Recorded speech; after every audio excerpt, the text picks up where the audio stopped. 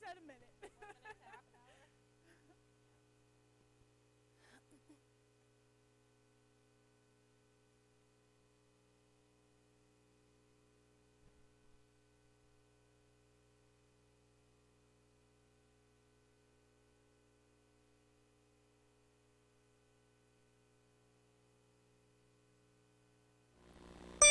Welcome to D3 TV News at 7:30. This is The Source.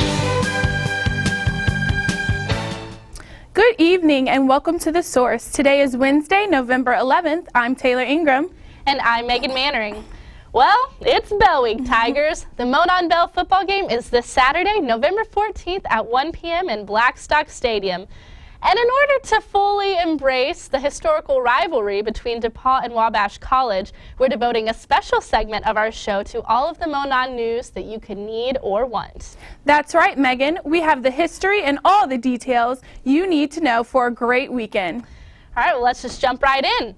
The rivalry between Wabash and DePauw dates all the way back to 1890, but the actual bell wasn't introduced until 1932 when DePauw publicity director Russell Alexander presented the Monon Bell at a chapel pep session the day before the game. Since then, the bell has been awarded to the winner each year as they advance on to the NCAA D3 postseason. And since DePauw and Wabash are only about 28 miles apart, the players are often competing against brothers, cousins, high school classmates, and good friends, which just adds to the rivalry's intensity and makes for a pretty rowdy competition. The Tigers will head into the Bell game this year with a 7-1 standing in the NCAC, and the Little Giants will enter with an 8-0 standing. I spoke to some students, and I'll tell you what, they're feeling pretty good about bringing that bell home this year. Let's take a look. A rivalry 122 years in the making is coming back to DePauw's campus this Saturday, November 14th. The Monon Bell game rivalry between the Little Giants of Wabash and the DePauw Tigers will begin at 1 p.m. The Monon Bell rivalry is the 6th most played Division III rivalry and equals the 11th most played rivalry in college football history. The DePauw Tigers have not won the bell since 2008, and not only will the amazing coaches and athletes help bring the 300-pound bell back to DePauw's campus, students from all over the DePauw community also want to spread the love. My name is Francesca Moya, and I'm a freshman, and I'm excited for us to beat Wabash this year. Woo! I'm just excited to see the game in general, see how we've progressed throughout the year, and see how ready Wabash is for us. I'm Austin McDonald, my first year, and I would say I'm excited for my first Monon Bell to be on campus at DePauw.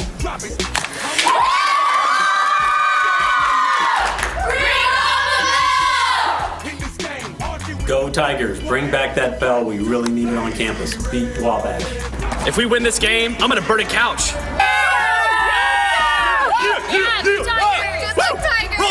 Hi, I'm Sam Karcher. I'm a freshman, and for Monon, I'm most excited about the tailgate. Most excited for probably just to get out there, see how we stack up against them, and hopefully win a conference championship.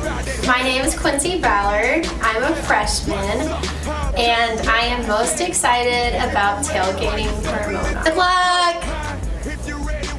Alright, so my name is Madison McIntyre, and I'm a junior here at DePauw. And this Monon, I'm most excited for all the alumni to come back on campus and to reconnect with them at the tailgate and at the game.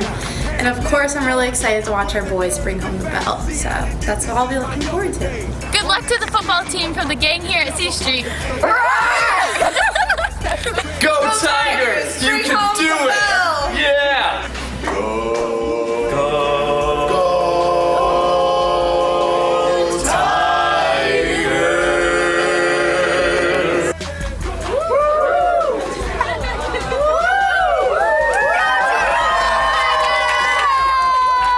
We just got to get jacked up and everyone pulling together. That means the 12th man, everyone in the stands, the 12th person, I should say. And let's go and beat Wabash. All right, somebody's got to break this losing streak. It's going to be you. Go out there and take it to them. We're home. Everybody's going to be there. We're ready. Do it. take it. Take it to them. DePauw Student Government, ACIO, and 15 student organizations have teamed up for Ring Sing this Friday from 8 to 9 p.m. in the Lilly Gym. The annual Monon Pep Rally will feature free food, music, spirit gear, student performances, and an iPad raffle. Students are granted free entry but can buy additional raffle tickets for $1 apiece. Athletic Director Stevie Baker Watson and the football team will also be giving speeches to pump up the crowd. Come out and support your fellow Tigers. And free Monon shirts will be distributed until Friday evening in the student org space.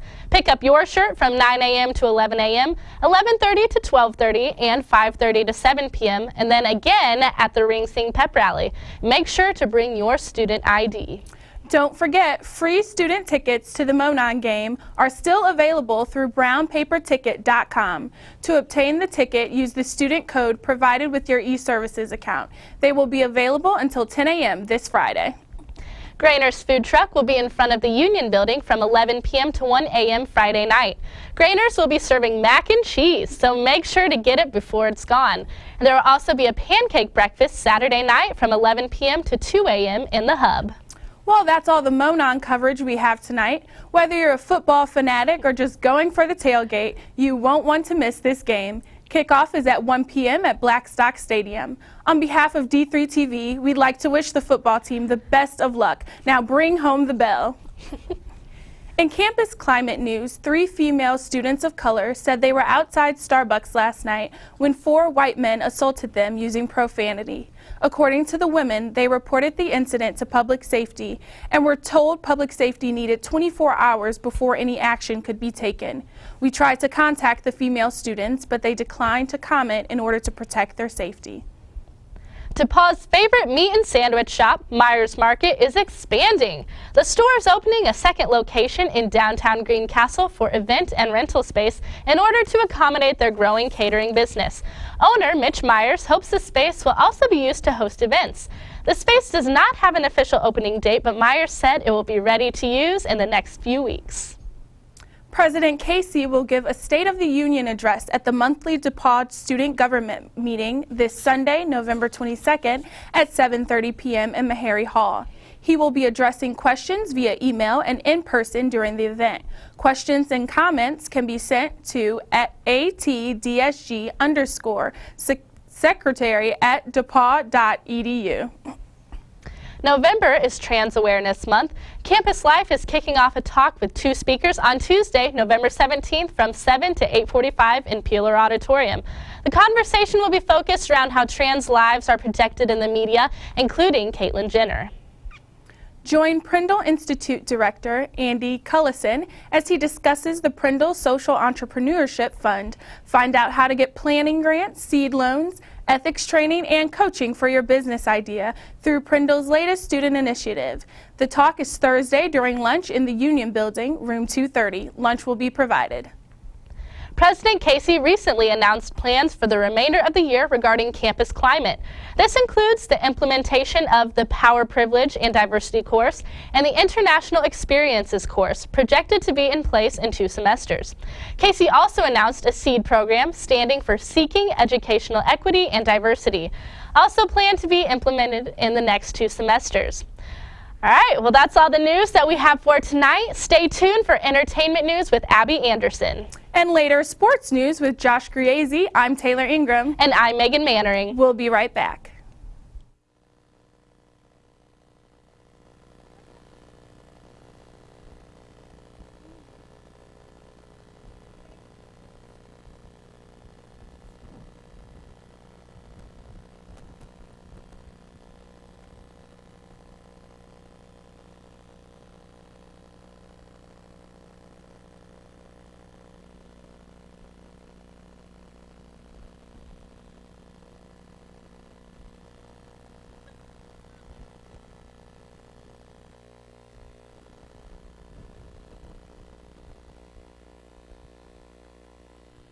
Okay. Want one? Yeah. Oh, duh. Stop.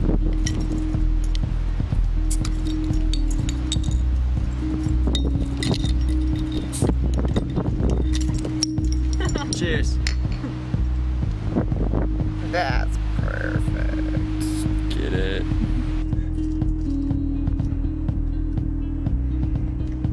This looks so janky.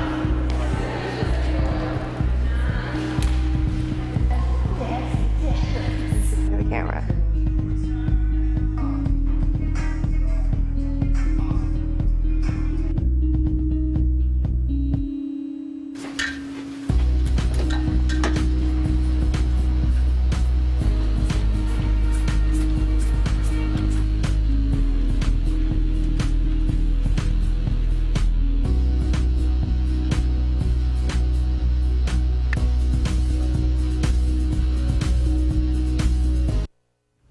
Welcome back to Entertainment News on The Source. I'm Abby Anderson with all your culture and arts in and around DePauw's campus. First in entertainment news, this Sunday, November 15th, DePauw's own Timothy McAllister will be performing saxophone as a part of the Green Center Faculty Select Series. McAllister is a member of the Prism Quartet and has over a dozen recordings. McAllister has been called virtuoso, one of the foremost saxophonists of his generation. This event will take place in Thompson Recital Hall at 7:30 p.m. There's not a whole lot Maysoon Zuri doesn't do. From dancing, to writing, to acting, to her comedy acts, she does it all. Maysoon Zuri should have died the day she was born, yet she lived. She'll be presenting her story to students in Kresge Auditorium from 7:30 to 9 p.m. on Monday, November 16th. DePauw's third annual dance marathon is next Saturday, November 21st. Dance Marathon raises money for Riley Children's Hospital in Indianapolis. The Source sat down with a member of the executive committee, Senior Kara Kasky, to get the story. DePauw University Dance Marathon's mission is to create a year-round fundraising and awareness effort in honor of the children and families at Riley Hospital for Children. We sat down with Vice President of Dance Marathon Campus Affairs, Kara Kasky, to tell us a little bit more about her personal story to why she joined Dance Marathon. Okay, well, the first time I did Dance Marathon was in high school. It's actually very established at Carmel, where I went, which is a suburb of Indianapolis. And it's huge in Indiana because it was actually started 25 years ago at IU. They just had their 25th year anniversary and raised $3.8 million. And so it's so prevalent in Indiana. And coming here, not having a Dance Marathon, we really, a few others and I decided that we really wanted to do it and to bring it to DePauw's campus and tell everyone about Riley and Children's Miracle Network and how many amazing things they do for the kids. So our first marathon was in the spring of 2014. We had a goal of raising $10,000 and we exceeded it and we raised $13,000. And then we turned it around to have our second marathon in the fall, so directly following our first marathon, and we actually were able to raise $30,000, which was such a huge jump, and we're just really excited to host our next marathon in a few weeks, and we have a goal of $50,000, and we're really pushing to get as many people on the campus involved as we can and just raise awareness for Riley. So one family that has been involved in DePauw Dance Marathon since the very beginning is the Nost family. Their son Isaac, he's about 10 years old. He's been a Riley kid since he was born. And I was just really connected with that family, and they're so excited to be coming back for our next marathon. And I saw them at IU the other weekend, and they're just such a great family and such an inspiration for everyone. Interested in being on the D3TV Board of Directors? Applications are out now. Choose from many semester-long paid positions. All positions are open, from marketing director, news director, programming, even general manager. No specific grade level or experience is required. Applications are due Tuesday, November 17th at noon to Cheryl Tremblay in the PCCM. Graham James, a class of '93 graduate and head of communication of America's Spotify, will be on campus next Monday, November 16th. James will talk to students in the Union Building Ballroom at 11:30 as part of the McDermott Speaker Series students. Students must RSVP to attend this event. That's all the entertainment news I have for tonight. Stay tuned for sports with Josh Griese, and later, an interview with the Dean of Experiential Learning and Career Planning, Raj Balani. I'm Abby Anderson. Thanks for tuning in.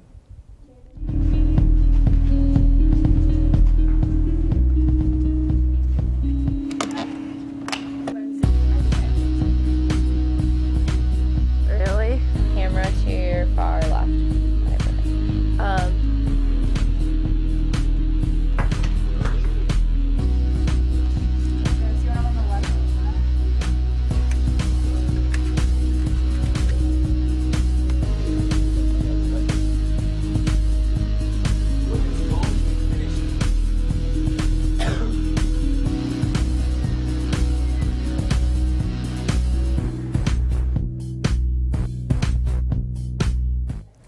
Welcome back to the sports on The Source. I'm Josh Garazy with all your Tiger athletic news. It's been an exciting 2 weeks with 2 conference championships in the Monon Bell game this weekend.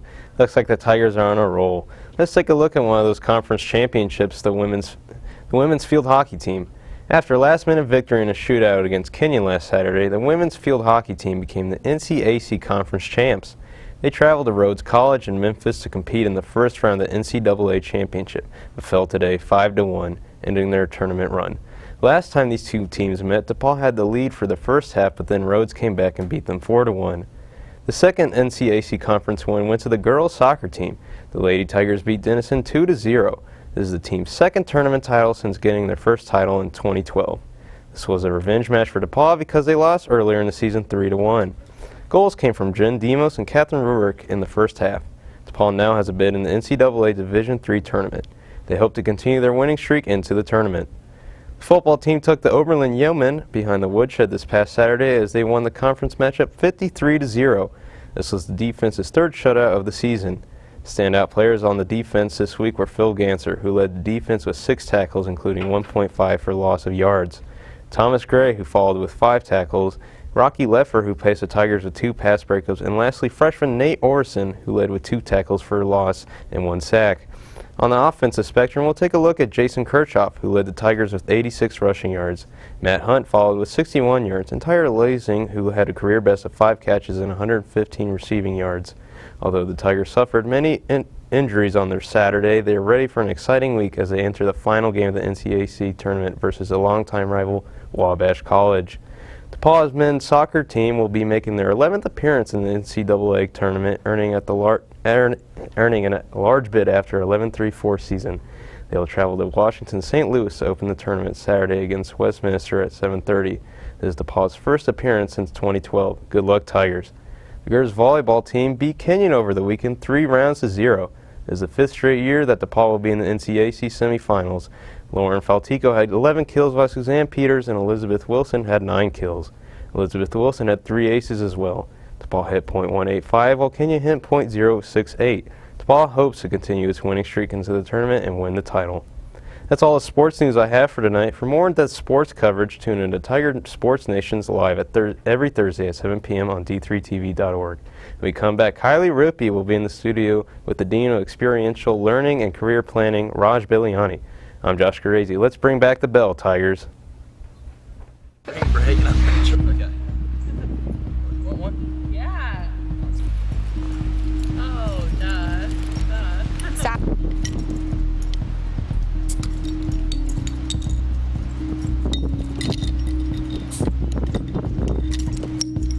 Cheers. That's perfect. Get it.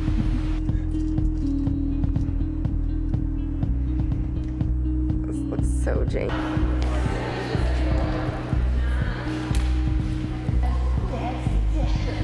For the camera.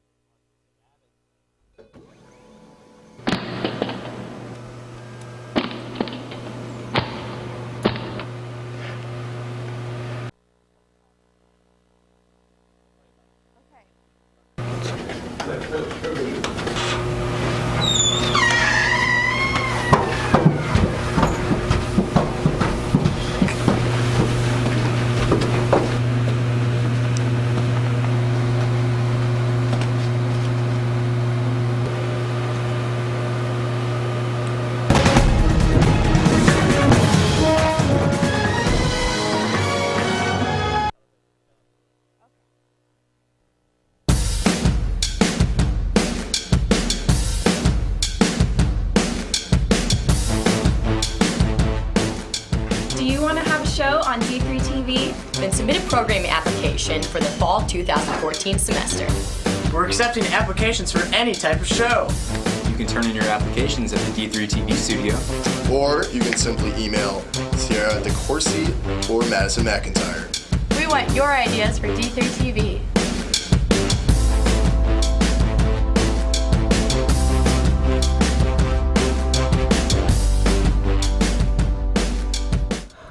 Hello, and welcome back to The Source. I'm Kylie Rippey, here in the studio with Dean of Experiential Learning and Career Planning, Raj Balani. Raj, thank you so much for being here, and happy Delani Day. Thank you. It's wonderful. You could wish me well for the Hindu New Year. So yes, I really happy Hindu New Year. Perfect. That works for us. Well, Raj is not here to talk about the Hindu New Year, but here to talk to us about his work he does with the Hubbard Center. So, Raj, could you tell me a little bit about your position as Dean of Experiential Learning and Career Planning? Sure. I am the first dean to hold the position. This is a new initiative at the university, started about 4 years ago with an endowment from Kathy and Al Hubbard.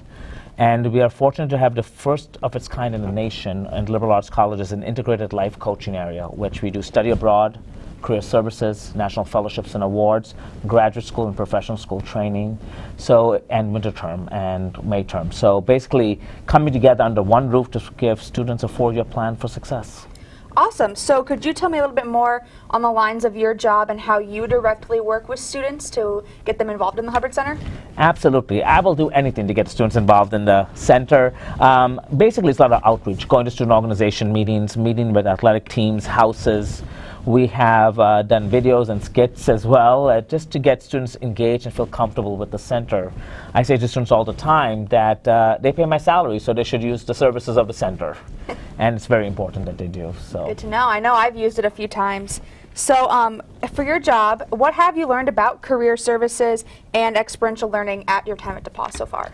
What have I learned? I've learned that it's the future. I think DePauw provides the most phenomenal liberal arts education in the country, and I've worked at other liberal arts colleges. I can honestly say this is a transformational institution. What happens in the classroom? What we need to pair that with in the 21st century is applied learning. Experiential is really applied learning opportunities. And it is our hope that students have good experiences and figure out what they don't want to do when they grow up. That's equally important.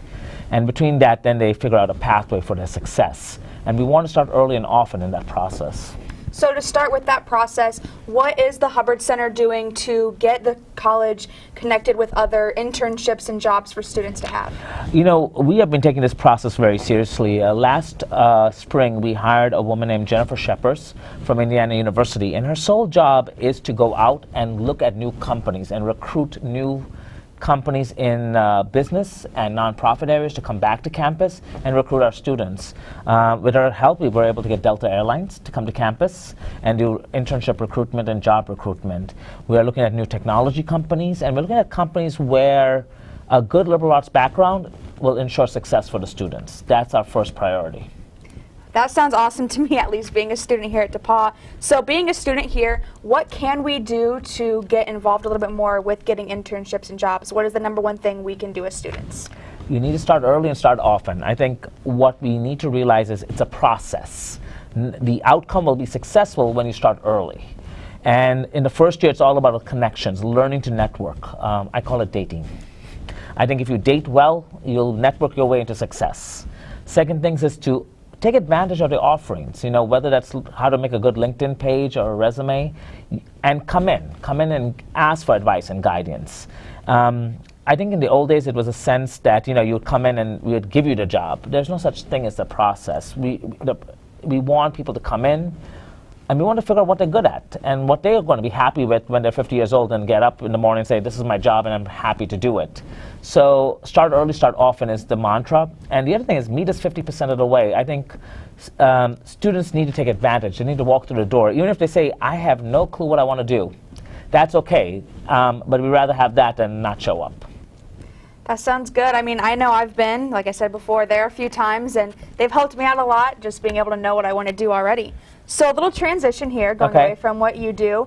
How was the process of Hubbard Center being renovated over the past few weeks and few months, I believe? Well, we did it in about almost less than 4 months. We left at the end of April and moved down to the student org space, and we're grateful to student government to allow us to use that space until the end of the academic year, which ended in May. And then we were there until September 7th when we moved.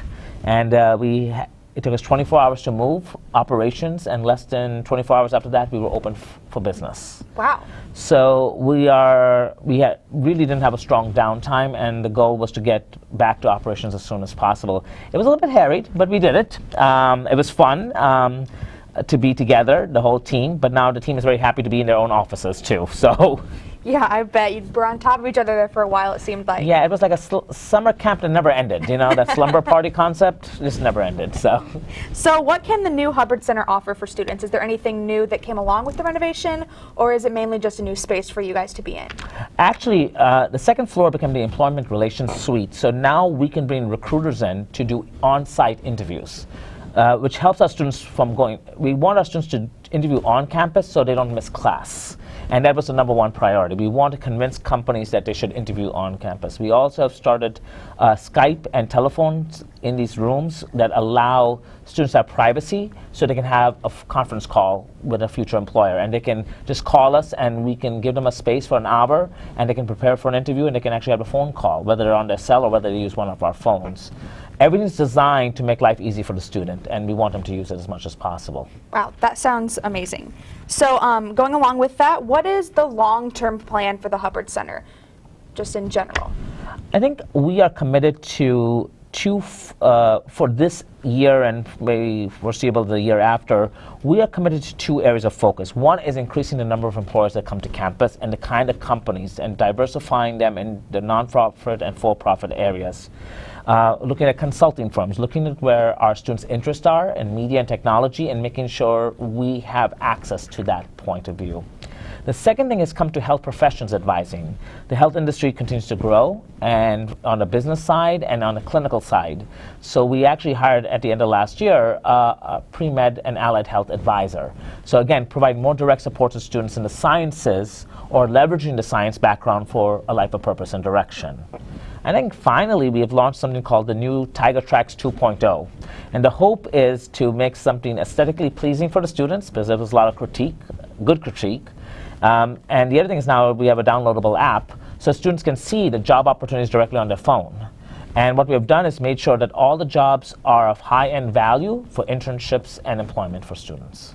Wonderful. So other than the app and Tiger Tracks that you talked about, how can students get involved with finding their summer internships or their winter term internships even? Well, summer internships are now being systematically entered into Tiger Tracks, and there's actually a tab called internships, so students can look continuously at opportunities there. Summer internships are the normative nature in outside of higher education and companies, so there's a lot of traction there. Winter term internships is very specific to DePauw, and a lot of companies don't really understand it unless there's a DePauw alum involved. So we really encourage students to network with their way into a winter term internship. The other thing is we do have few that we're developing. We have Dr. Dillon in Louisville, Kentucky, who started a winter term internship in school systems and science areas. So we have our alums helping us with a database, but ultimately it's up to the student to network their way into an opportunity and then hopefully leverage that into a summer internship. Companies and employers are telling us right now longer internships are better in students' resume for the future. Wow, well, that's good to know, at least as a student. So one final question I have for you tonight, Raj, is for a student at DePauw, whether it's a freshman or a senior, and we know what we want to do or don't want to do, who can we talk to? Like, where can we find out who the specific person is we need to talk to about either internships or jobs? Like, where can we find that information at? The reality is everyone's cross-trained at the center, and that was the whole point, that it doesn't matter who you go to, as long as you get the best information possible. We tell students all the time, just email us at hubbard@depaul.edu, and we'll set up an appointment for you. Stop by or come in between the drop-in hours between 11 and 1. And we also now have that's 11 to 1, and from 2 o'clock to 4 o'clock, we have resume reviews and critiques as well that we can do on a drop-in basis. So for us, it's just come in, and it's the first appointment, it's not the last appointment, and we'll get you the right person over time. We also do a lot of work on study abroad and help our students. Right now, we're actually increasing the number of study abroad options, but that have international internships for our students. Wow, that's wonderful. Well, that's all the time we have tonight. Raj, thank you so much for being here with us Thank tonight you and for having answering me. these questions. And happy Hindu New Year. Thank you. Yes. So, thank you so much for answering everything we had to ask about the Hubbard Center and Career Services. And come back with us next week at 7:30 to watch The Source. I'm Kylie Rippey. Have a great week.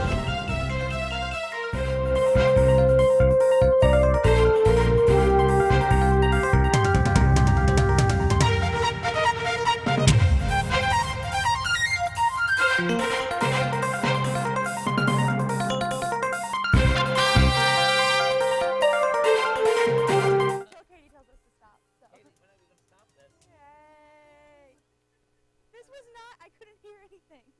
Yeah. Something fell, yeah. The mic fell, and then... And then